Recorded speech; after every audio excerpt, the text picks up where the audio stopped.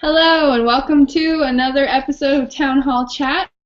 I am Yay. Christella, or at Christella Says, and with me as always is my partner in crime, that Jen Perry. Hey Jen. Hello. Hey. How's it going? Today we're good. It's good. Busy week. It's been a busy week gearing up for Halloween. I'm a little bit of a Halloweenie. I don't know if anybody else out there is a bit of a Halloweenie. That is someone I classify as someone who is obsessed with Halloween. But I am one. So I always get really excited. Um, so today we're talking about Town Hall, or we're in Town Hall chat, and we're talking about Google Analytics, It's Monday. um, which is awesome because this is Jen's wheelhouse. This is actually, it's funny because probably a year and a half ago you didn't know how to use Google Analytics at all, No right? clue. Didn't even have it installed on my site. Yeah, I And had now she's like, yeah, I had nothing. I didn't know what it was. I was using some analytics tool that came within what I was using for my site at the time, and I had no idea. I would check it every once in a while. Didn't really know much about it, and then I got the whole, oh no, you have to be using Google Analytics, and installed it, and I got some shocking news when I installed it. No one was you're reading my site. Yes, because something that we've talked about before is that WordPress and a few other sites that tell you you have really good traffic sometimes are embellishing the truth a little. Lie. The worst one is Blogger. Blogger, and which is funny because Blogger is a Google-owned company and Google runs Google Analytics, and you think they would be able to Their like know stats the. are so deceiving, and it's really awful. And I'll tell you a funny quick story. My son blogs, and when he started out, I started him on Blogger because it was such a simple platform, and I figured for him to be able to move things around. So I threw him on there, and he went in after like his first post and checked his stats, and he came to me running, and he was so excited because it had this huge number, right? And I didn't have the heart to tell him that those were just made up people and bots, and so.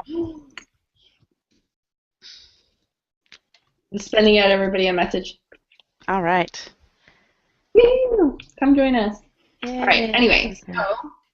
um, I'm going to so reach. tell us a little bit about Google Analytics and for the really newbies out there, the people who really have no idea how it works, what Google Analytics is and how we can use it better for ourselves to improve not only our business traffic but also our blog traffic.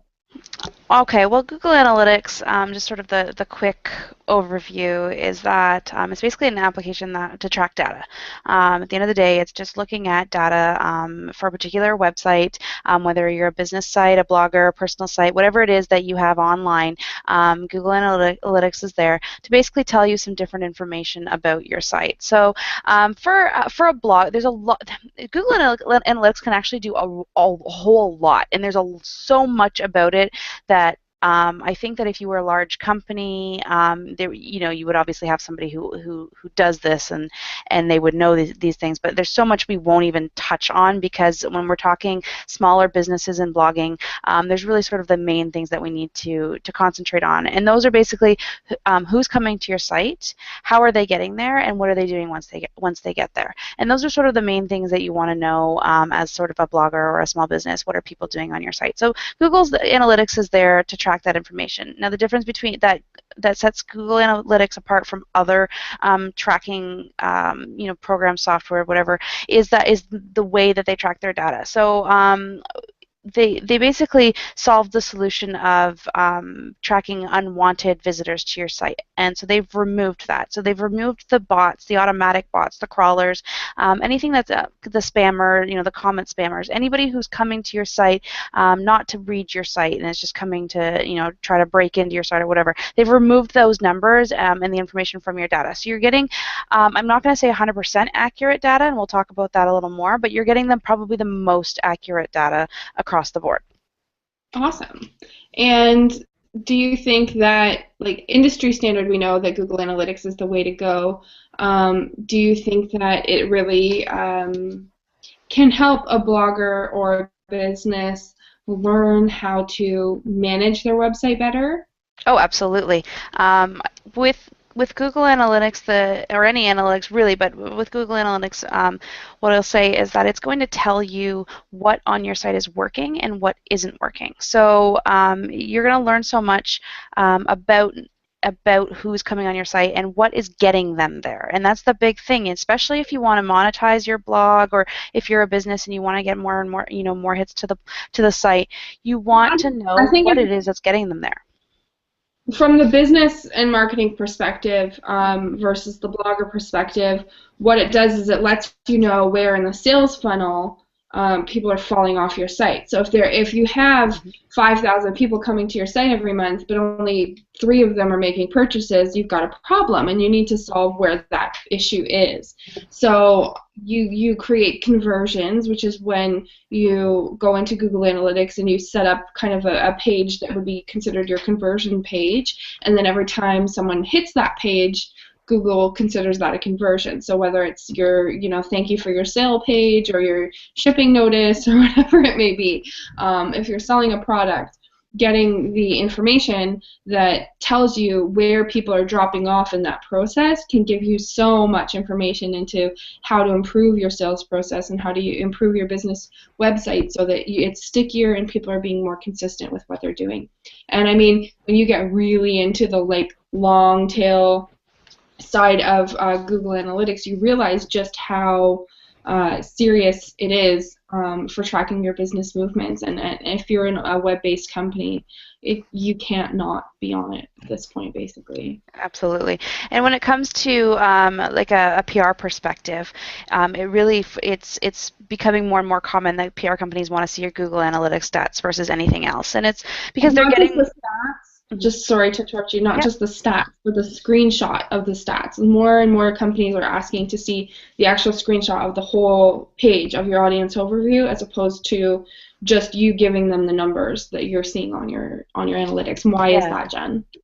Because the reason they want Google Analytics is because, like I said, it's the most accurate sort of across the board. And if they're all asking for that from everybody, they know that they're getting sort of the same range of results from everybody.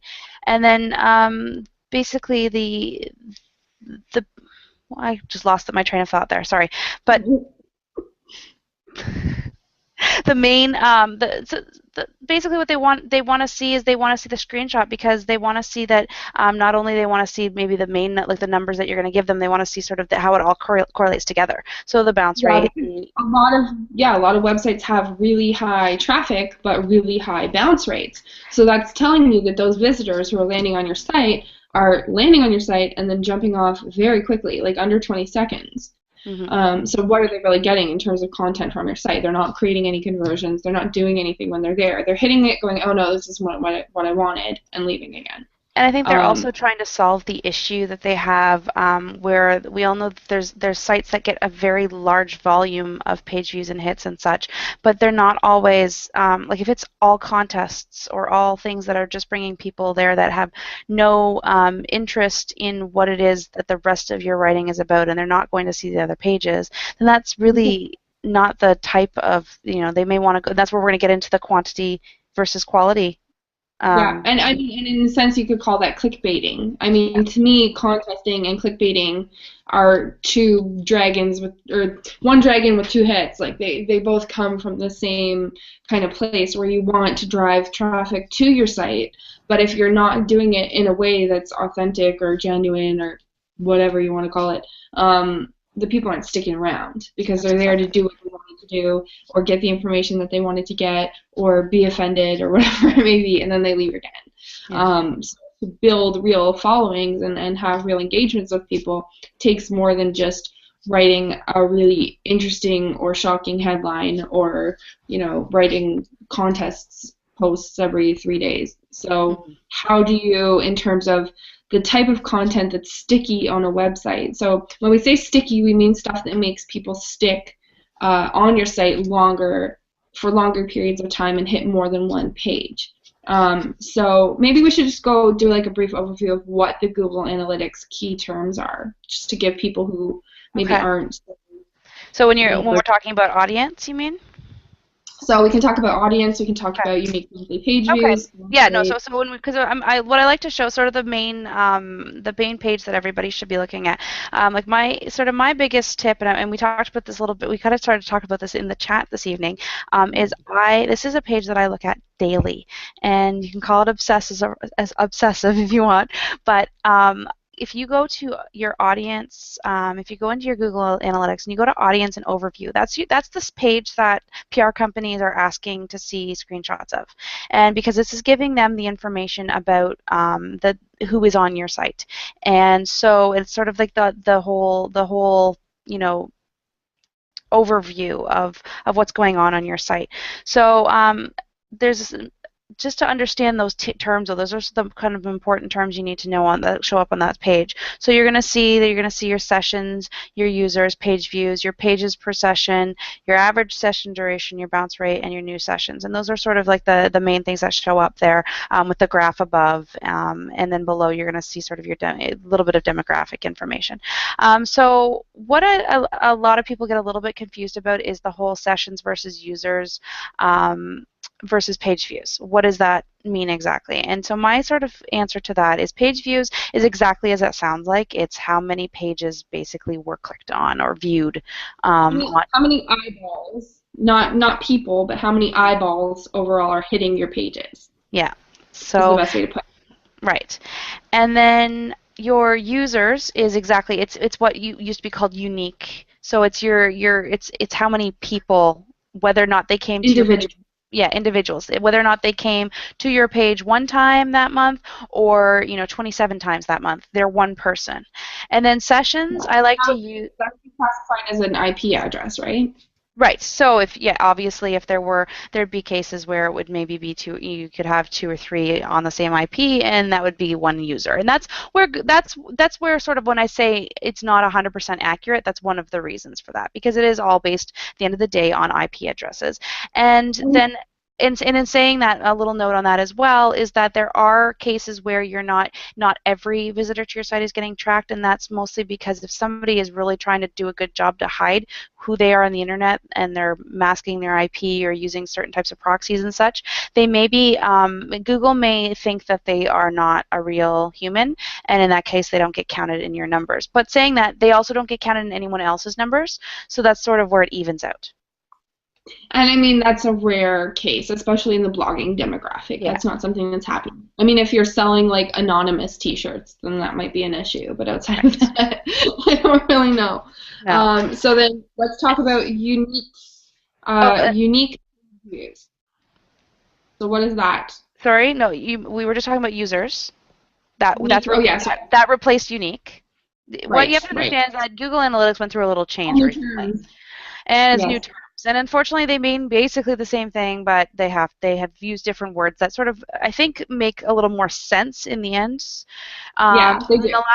So then the last one is sessions. Sessions, I like to use my hat analogy. So basically what it is I look at it like this. Say you want to buy a hat. You go to a website and you start looking at hats. And you're going through and you're clicking on pages. And so right now you are one user. You've maybe clicked on, let's say you looked at 5 hats, so you clicked on 5 pages, that's 5 page views, and that's a session. Then you log off, you log off, you go make yourself a cup of coffee, you come back. If it's within the 30 minutes and you go back to the site, then nothing changes except for the page views. You're still in session 1, you're still one user, your page views are going up. Now let's say you close it down and then you come back tomorrow. You say, okay, I'm going to look at some more hats, and then you start going through the hats again.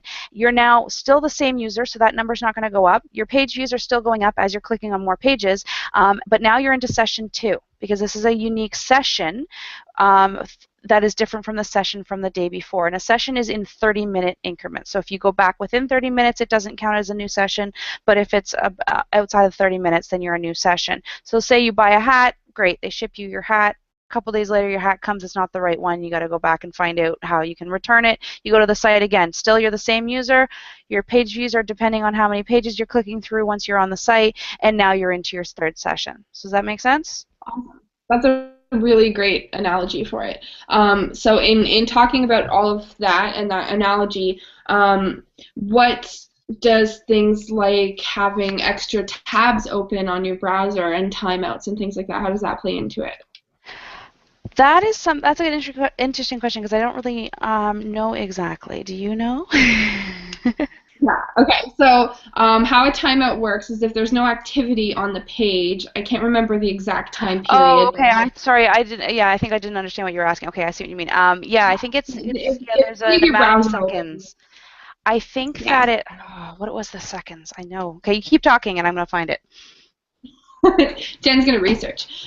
So basically, there's other terms that we can kind of talk about. So bounce rate is a big one, and bounce rate's a term that's coming up a lot more often in these conversations because I think that people are realizing that bounce rate plays a much higher role in the quality of your traffic and the refinement of your audience than it did before. So how bounce rates work is the amount of people who land on your site and jump off. And the reason why it's a percentage is because they're saying less than, say your bounce rate's 50%, then 50% of the people who are hitting your site are bouncing off of it within like 20 seconds of them landing on your site from another source. So whether they're coming in from a Google search engine or they're coming in from Facebook or they're coming in from any other kind of referral, they're doing it and they're jumping off right away. A lot of sites with Pinterest, for instance, a high Pinterest traffic will have very high bounce rates because people are looking specifically, like if you're just linking a Pinterest picture and you don't have all the information listed underneath that they're looking for, they're going to land there, they're going to see this, not what they want, and they're going to leave again. Now, bounce rate does have one other kind of aspect to it that I think is widely unknown, which is what also plays into your bounce rate is how many people are clicking over to another page on your site. So it's not just how many people are getting there and jumping off, but the people who are landing on your page, reading the page, and then leaving again, as opposed to landing on the page, reading the page, and then clicking over to something else within your site. And that's what you want them to be doing, and that's what drives up your page views and drives up your pages per session.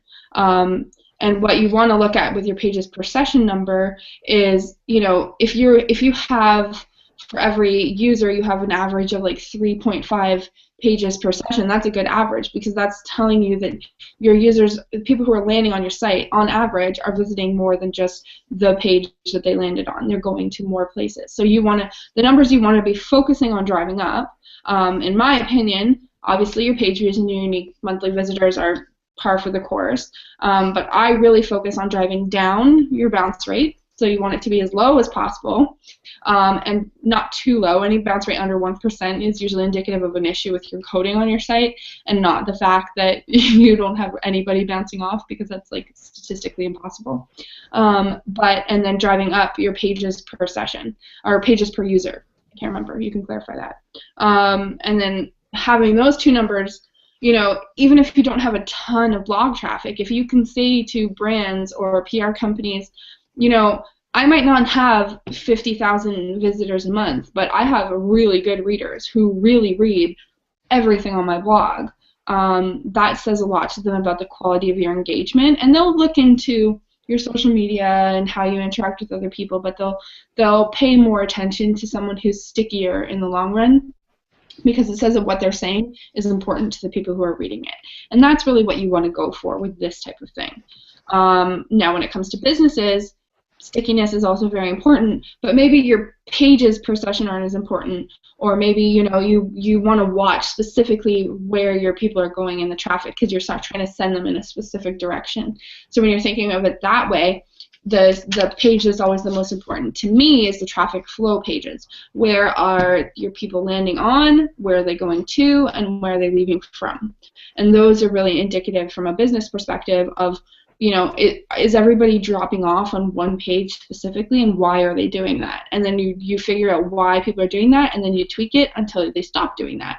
And then you get to the next page and the next page until you figured out a way to kind of hack how people are using your website by making it as user-friendly as possible so they're getting to that end goal, whatever that may be.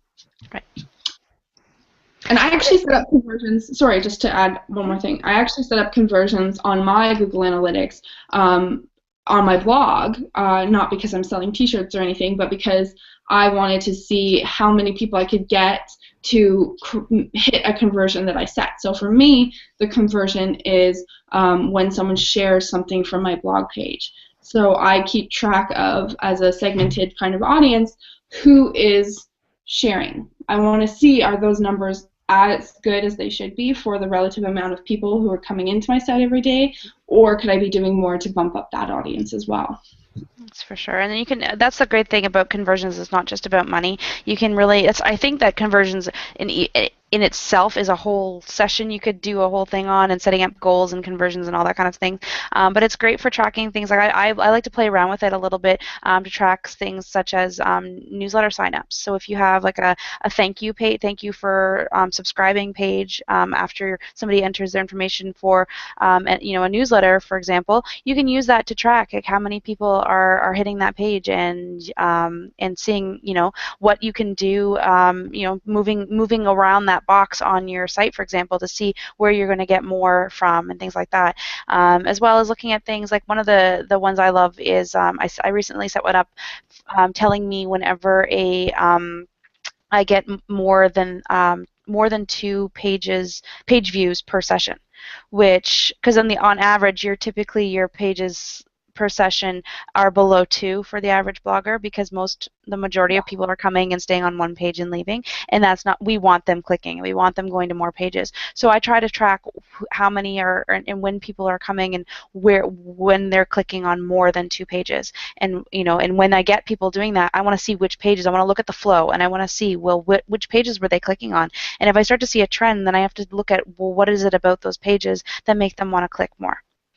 Yeah, and you can, by looking at all of these different kind of behaviors in a way that your audience or your readers or the people visiting your site is exhibiting, tells you a lot about how you can improve your site to make it better in a way that makes them stay longer, that makes them interact and engage more, and overall just improves the quality of your site and the quality of your content, because you're letting the users dictate in a way how what your operators, I can't even remember, the way that you operate your website. Mm-hmm. And by doing that, you can make a lot of really significant changes. Like, I know for me, settling on the look of my blog was based solely on the quality of my Google Analytics.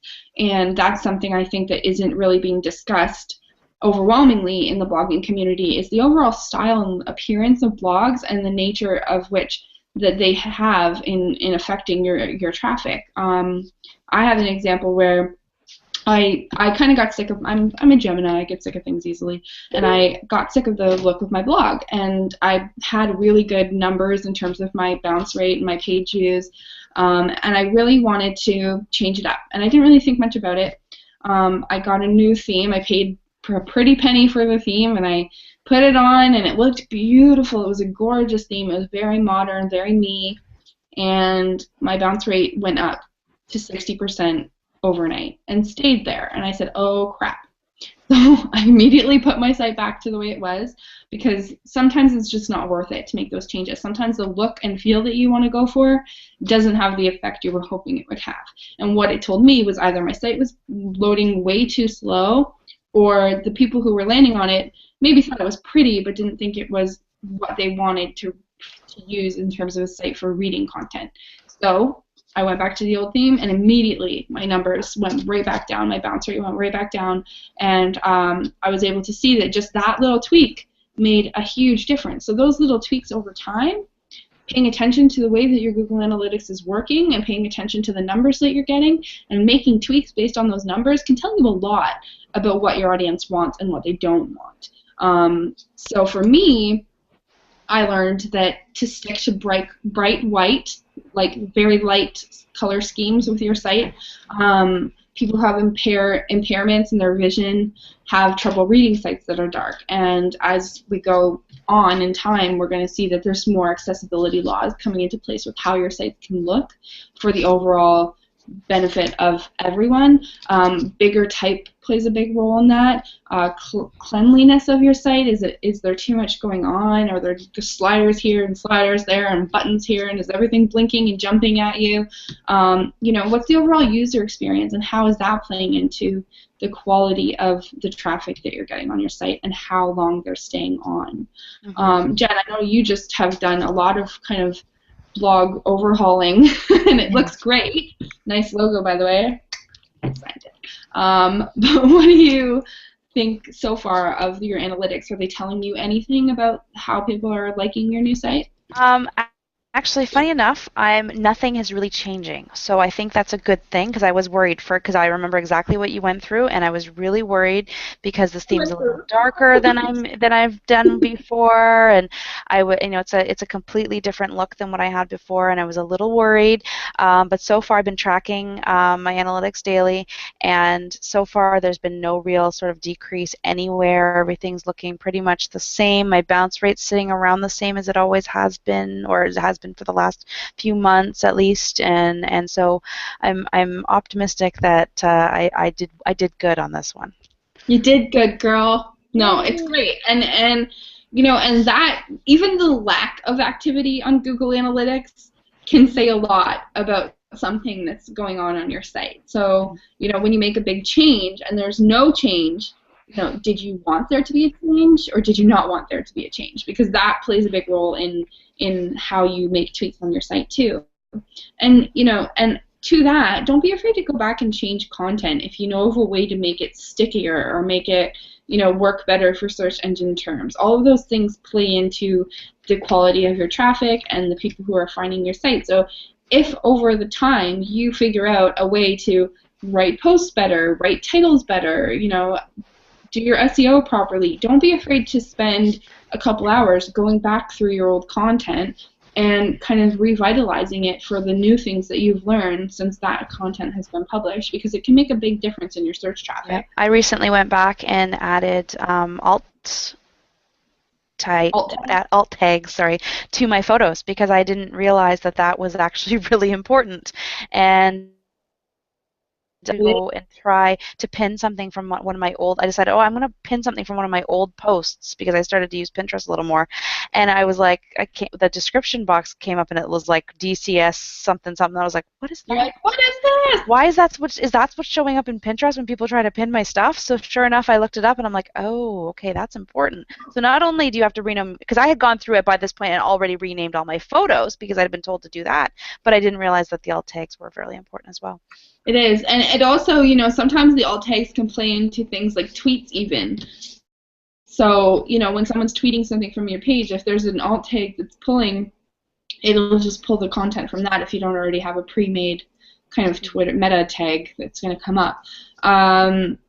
So speaking about photos, segue into the other side of improving your traffic for your blog and doing social media and measuring your analytics is, on the SEO front, how well are you measuring up with what you can be doing versus what are you doing? And are you being lazy about it, or do you just not know? So here's our 5 quick tips for improving your SEO. So number 1 is alt tags on your photos. So every photo you put on your blog should be named properly to the name of the blog, the title, what the working terms are, your search engine terms. It's always good to use a long tail search form. So the difference between a long tail search, so here's how people think people search online. So I'm just going to draw this out for you real quick. Here's how we as bloggers search online. We look for pumpkin patch Toronto, like that. Okay, pumpkin patch Toronto, super exciting. This is how normal people search online. Where is there a good pumpkin patch in Toronto? See the difference? People think that Google is a person, and they ask it questions as if it was a person. So the closer your search terms are to answering those questions, or more importantly, matching those questions, the better. So when I'm naming conventions on my pictures, I always try and incorporate long-tail search terms that would make sense for what people could be searching for to find the blog that suits that need. So if I'm writing about carving awesome pumpkins, I can say, carving awesome pumpkins, or I can say, how to carve an awesome pumpkin. And the difference in the quality of that traffic is immense. Like, I can't even understate how immense the quality of the traffic changes are when you start to name your things logically for the long tail search terms as opposed to just using those keywords. Because keywords, everybody uses keywords. The more words you can match, even though those words are how, to, if, when, where, when you put them into a question and Google says, wow, they matched every single term, and they're a blog site, I love them, they're going to stick you way higher up on that search engine ranking than they would if you just used Pumpkin Patch Toronto. So keeping that in mind when it comes to your SEO is a big deal. Jen, what's another SEO tip we can give them? Quick tip. Use an SEO plugin on your website. Do they come standard now? I feel like new WordPress installs have a standard SEO. No, I use the what's that? SEO by Yoast. Yes, the Yoast. So I think Yoast has made a WordPress SEO plugin, like for newer installs of WordPress. Don't quote me on that. But if you're not using WordPress, A, use WordPress. B, really focus on your SEO, your search engine terms, meta tagging, stuff like that. But having that built-in plugin makes all the difference. It does, and run it on your posts. Like go down, think of the keywords, think of what the terms, what are people going to be searching for. Put it in there and see how you score. Like really, it's a good idea, and take a look, and then. And what I like to do is, so it gives you your score on your, it takes a look at sort of everything. It takes a look at your URL, it takes a look at your title, your description, everything that's sort of the post, your meta description. Like key points to match in. But then what I also do is in my head, then that's when I start thinking about my photos. So then I go, okay, how would my photo rank? It's not going to rank it for you, but then that gives you the idea of, okay, well, how would my photo rank in this? And then you can kind of take a look at it and decide from there. And it's true. The ones that do score the green definitely get better traffic from search engines. Oh yeah. Also think about the posts that you are focusing more on SEO for. Like I don't do SEO for every single one of my posts because a lot of my posts are really kind of, generalized and not focused on certain things. But there's certain things that I do focus on for my SEO. Places, things, reviews.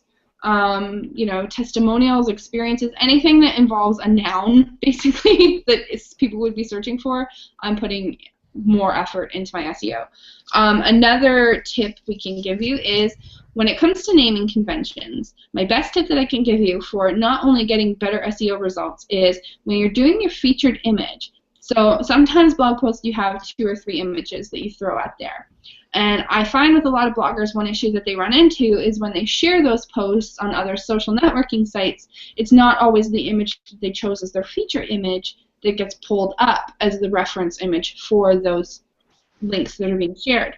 And one thing that I found outside of debugging, which is annoying, is make sure when you're naming your posts, the one that matches the picture's title that matches the post title as closely as possible is the one that will be pulled, especially for Facebook. About Twitter and Google+, I don't know. It might pull from the featured image, but I know for Facebook, if, say, one of the images in your post, you've titled the same as the name of the post or matches the most keywords of the title of the post, that's the one that's going to pull to your Facebook. So if you have a specific image that you want to be your featured image for those posts, make sure that you're titling it as close to that post as possible, and maybe using other keywords or better search terms for the other pictures that are related or relevant, but not necessarily the exact match of the title, because then it kind of confuses Facebook. Facebook is easily confused. It's a bro, let's be honest.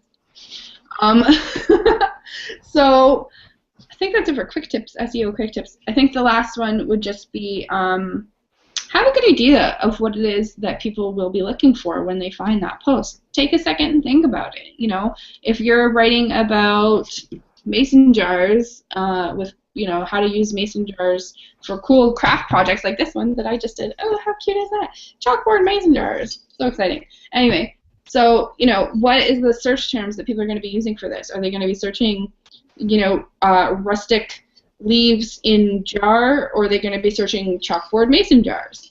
Keep that in mind when you're putting together your SEO as well. So now that we've digressed into SEO, we're going to switch back to Google Analytics and Jen is going to talk about, what are you going to talk about, Jen? Well, first I'm going to answer the question that I sort of like diverted earlier because I looked it up. Yay! So the active user count is actually 5 minutes. So what happens is after 5 minutes that if there's no activity, you're considered a timeout at that point. If you've done nothing in that 5 minutes, basically if you've opened the page and you left it open and you did nothing, then you would technically count as a bounce because you didn't do anything. If you are so that's where you can get sort of bad bounces where it's just basically somebody's opened up your article, they read it, and then they didn't close their tab down. That can be a problem. I do that all the time. So yeah, it's bad. So if you go to other people's websites, not only should you always at least click on something in there, especially if you like them, then once you're done, close down your tab. Click on as many pages as you can. Yeah, exactly. And then they're ads. And then they're leaving. And then as for the tab, so how it works with tab browsing, this I actually do know. So what happens is if I'm within, say I'm on Kristella's Crawl the Line site, and I'm reading an article, and then I decide I want to read another article, but on her site, and so I do the control click, which opens the new tab, because I'm not done reading the current article, and so it opens it in a separate tab. Google counts that as a click within the same session. It does not. Some people think that it actually will like kick you off and tell you to go away and stuff. It doesn't. It will count it within the same session if you do that. What happens is that if, say, Kristella had a link on the page to another website. So she was writing about the mason jars, and she has a link to the site where you can buy mason jars online. What has to happen there is if you're like, okay, so let's see how to describe this best. When you're setting them up, you have the option for it to open in a new tab or to open within the current tab or current page or new page. You want to set any outside links to open within a new page, because if you open it within your own page, it's going to bounce you off. It counts them as a bounce.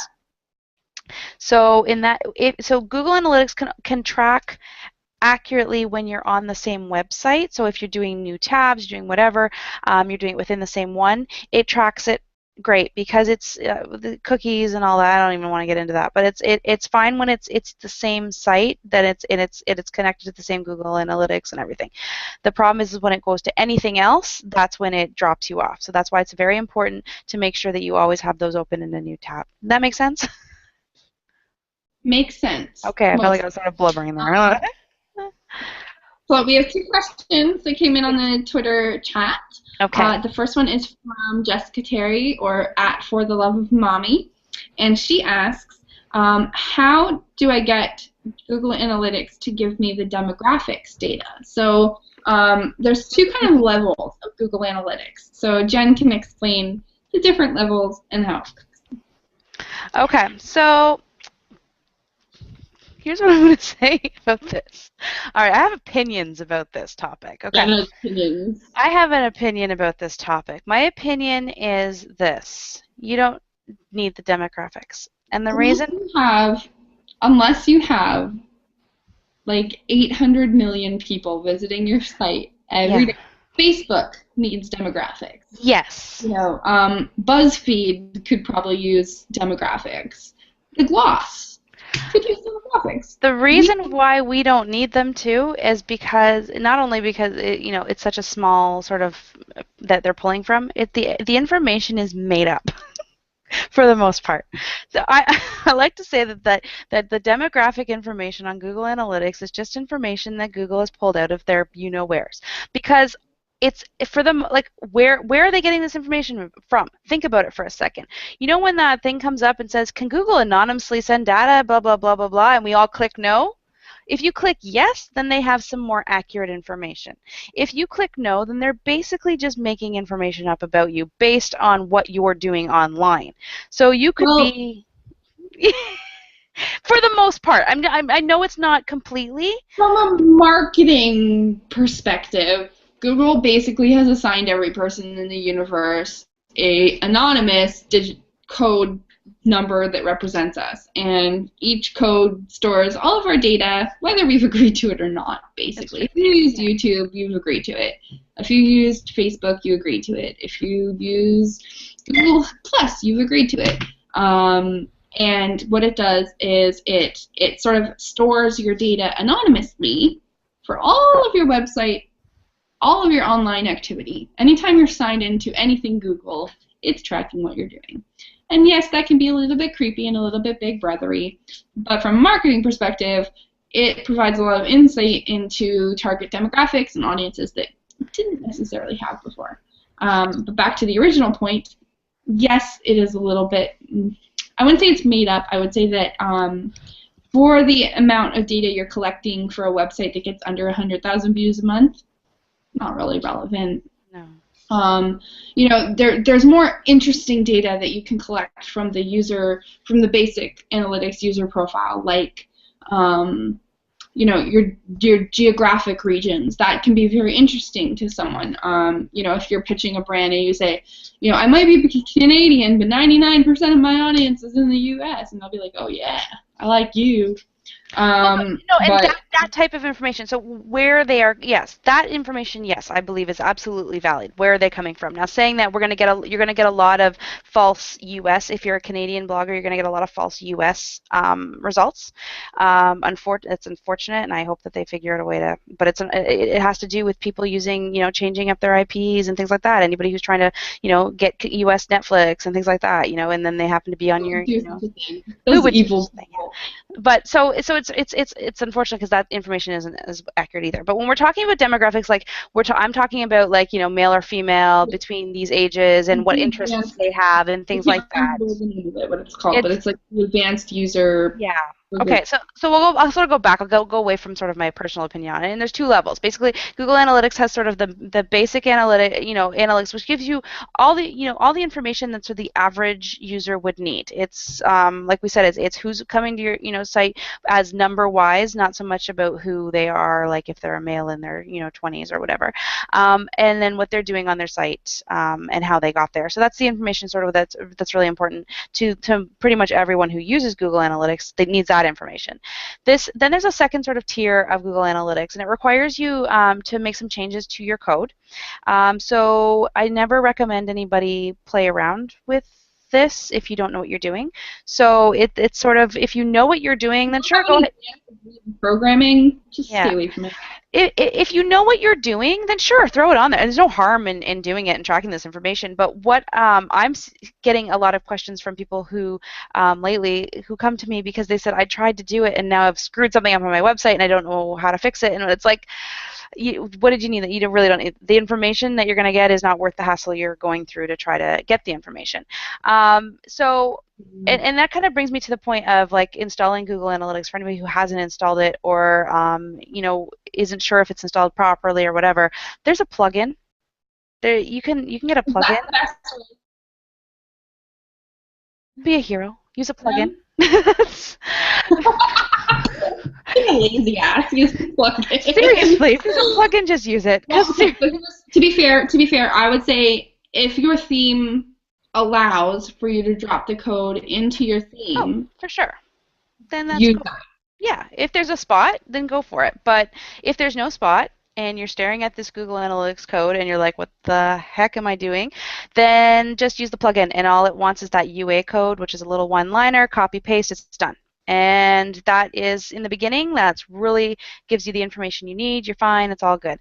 Then if you want to get the rest of it, then you can go ahead and sorry, the question came in and I lost. Okay. Then if you want more, then go ahead. You know, but if you don't know what you're doing, then maybe find somebody who does know what they're doing to help you out with that. And because there are YouTube videos to show you how to do it, but you know, there's always the lovely ladies at Main Street Creative who could definitely help you with that. Or there are some smart ladies. I've heard about that. Yeah. That's what I'm going to say about demographic information. So I hope that answers Jessica's. Awesome. Okay, so we'll move on to the next question. Yes, go to the next question. This is a great question. The next one. I'm very excited about this. So the next one is from Leslie, Born Again Writer.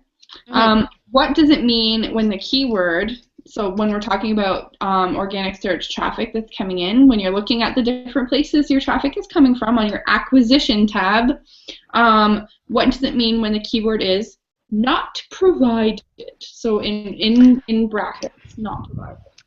Not provided. This is a wonderful one because I think I read a statistic recently. I don't know how accurate it is, but something like 70% of the search results will come up as not provided, depending on who you are and what kind of traffic you're driving to your site.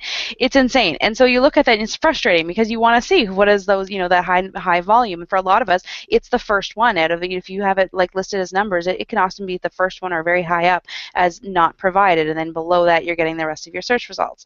The reason that you're getting not provided is that back in 2011, Google decided that they were going to update their sort of privacy policy and how users are. Sorry, everything okay? Oh, I just got a weird. You were making faces and I heard echoes. I opened up a link. Okay. So they updated their privacy policy basically. There you go. And the idea behind it was to help, to add more in there to protect users' privacy, which it really was. It's kind of silly, but whatever. They decided to do this. They're still getting this information, but they've decided that they're not going to share the information. So what happens is, at any time, if you are on, and this is where it comes in because everybody loves Google Chrome. If at any time you are signed in to a Google product, whether you are currently signed into Gmail or Google Chrome or Google Analytics or any Google product, you're currently signed into it, and then you go and use Google, that search term is not provided to the site owner, and it comes up as not provided. So you are only, you're only getting the results of anybody who's not currently signed into a Google product. Now, saying that, good looking out, Google. Good looking out. Google still gets it, so don't think that you can then start searching for weird stuff and nobody's going to know if you're signed in. They get it, but they're just not providing it to the site owners or the Google Analytics owner. Now, saying that, if you click on a paid, that's for organic searches only. If you click on a paid result, so if I'm signed into Google Chrome, my Google Chrome account, and I go and search for something and I click on one of those paid results, they do find out my search terms. So it's only for organic that they're hiding. So they're only protecting your privacy as long as you're not clicking on paid links. They're only protecting your privacy for sites that don't pay them. Yeah. Yeah. So that's why you're getting not provided. Now, I have seen some things online. I haven't really gone in depth about it, but there's some ways to sort of get around it. You can, I don't know. I haven't really tried any of them out. Feel free to Google it, take a look. I don't know, I guess if you're really interested. But I think you still don't get the actual search term, but you sort of get an idea of how they got there. I don't know. I don't know. Yeah, it's worth looking into if you want to know. I just think my short answer for all of that is I just like to pretend that those are dirty words that Google is censoring. Nope. And that someone's dirty words. Funny enough, it's probably not. It's probably the least dirty words because anyone who's signed into stuff is less likely to probably, knowing that they're being watched by the big Google, is probably not going to search for stuff when they're signed into their own personal accounts, and they're going to sign out of things or go and use, I don't know. Let me live my dream, Jennifer. Okay. Let me live my dream. It's all dirty words. It's all dirty words. Thank you. Thank you. That's what I wanted to hear. Okay, so since we didn't answer that question at all, no, we did. It was good. Thank you. I hope that helped, Leslie. And unfortunately, we can't help is basically what the answer is. So for those of you who are still tuned in, thank you so much for watching. We have 15 minutes left. And we're so excited to kind of get all this stuff out. But first we wanted to do kind of an announcement.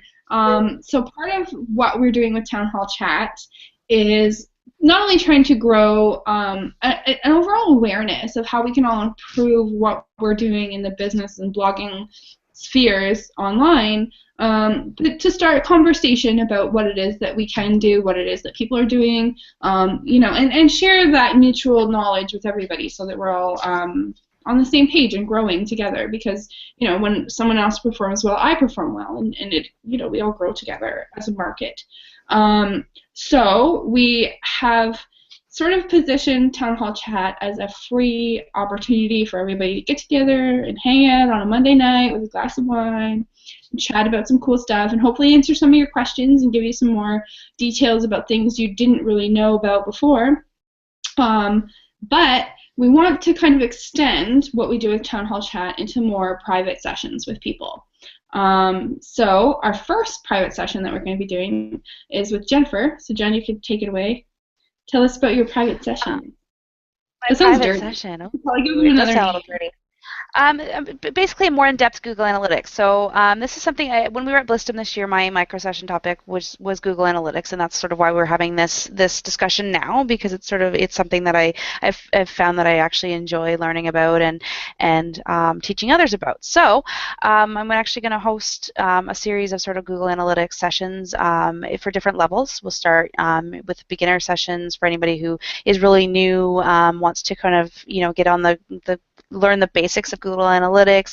It would be Google train. yay, and I would be actually work with the actual Google Analytics on the screen, and we'll take a look at everything together and sort of the different areas and what all these numbers mean. Go over sort of everything a little more in depth than the conversation we're having today, and then go up from there and offer sort of more advanced sessions. We can get into talking things about conversions and things like that, and setting up your goals and customizing your dashboard and all the fun things you can do in there. So yeah, so it'll be some sessions that'll be offered through. I think we'll be using the Google Hangouts. We love Google Hangouts, as you can tell, and so there'll be sort of exclusive sessions. Was it 9 people I can have? Me plus 9?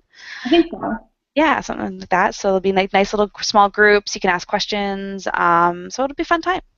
Yeah, and we're going to be doing it on a wide variety of topics, not just Google Analytics. Jen will head up the Google Analytics because she's a little bit nerdier than me, shockingly enough. And then from there we'll do things like branding, social media, how to write better quality content, how to write interesting titling, how to, captivate an audience, how to, anything you can think of.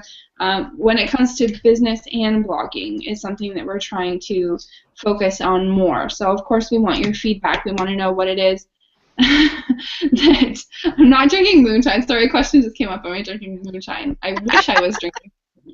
I drink in mason jars, but it's just water because I get dry mouth. Sure. Moonshine wouldn't help a dry mouth. It's not moonshine. Delicious moonshine.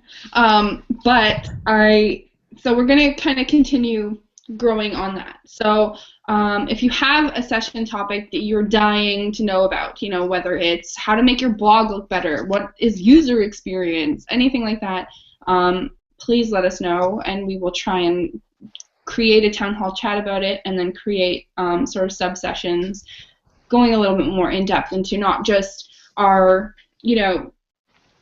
conversational knowledge about the stuff, but also our in-depth kind of knowledge and our experiences with it and how we can give that to you. And if we aren't experts, we'll find an expert for you. We'll hit them over the head with a bat and drag them back and make them do a session. So what I am going to send out, the link.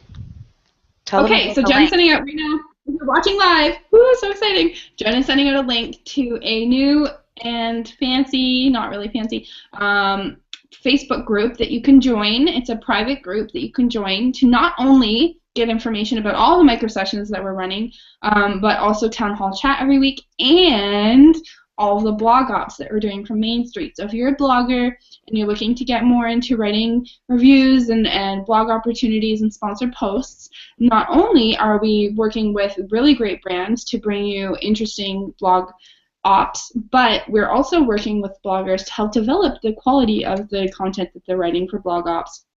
We do some editing, we do some developmental stuff to kind of help you improve overall what it is that you're saying and how it can be said with an end goal in mind. So not just, oh, this company A is going to pay me to write about their product and I write about it and it's good and awesome and maybe a couple people comment on it, woohoo, awesome.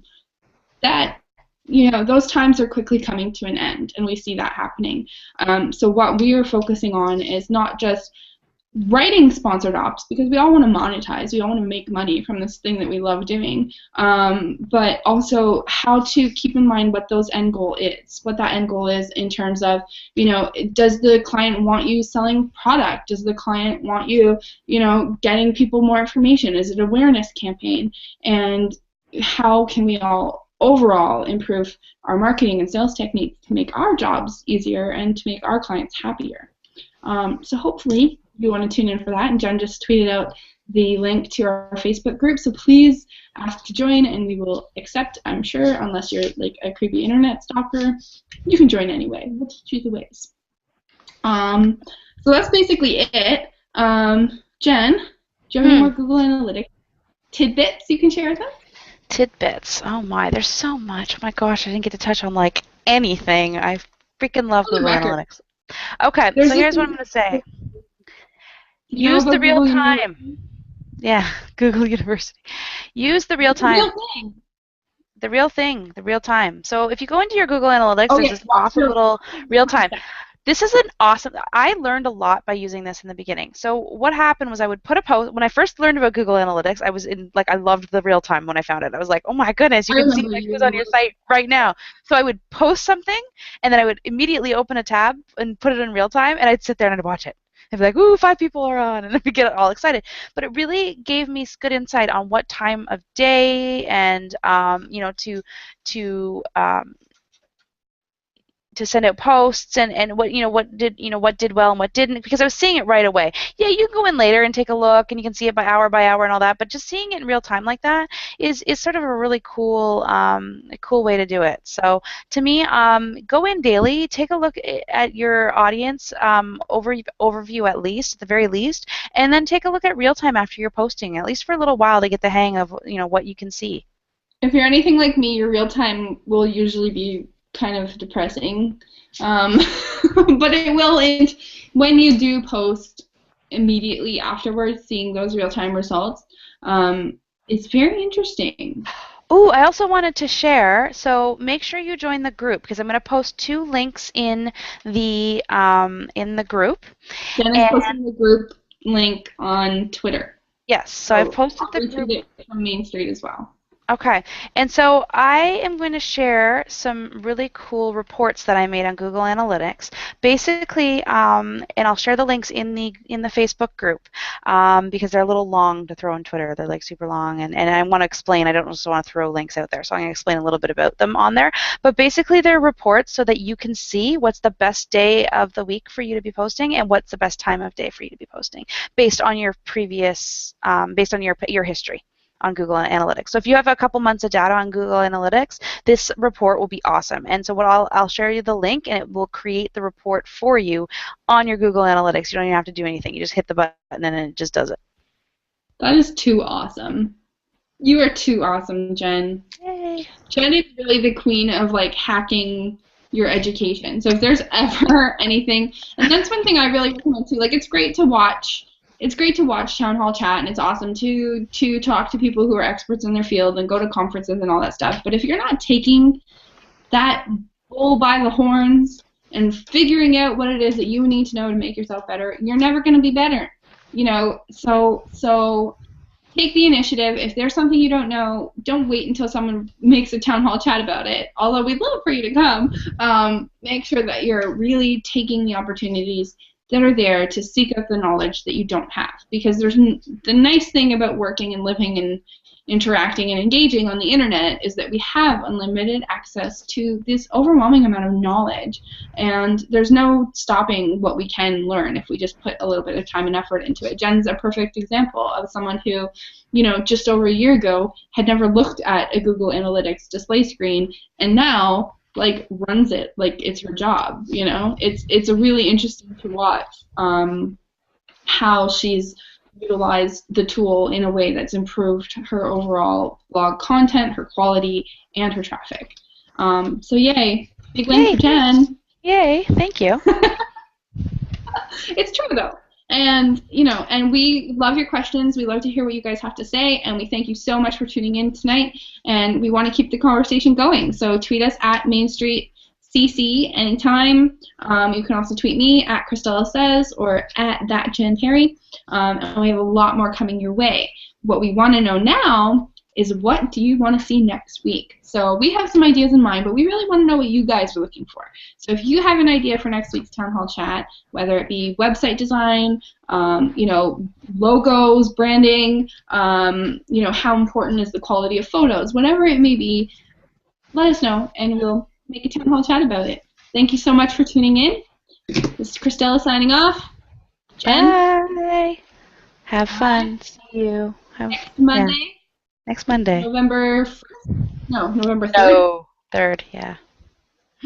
3rd. November. Or November.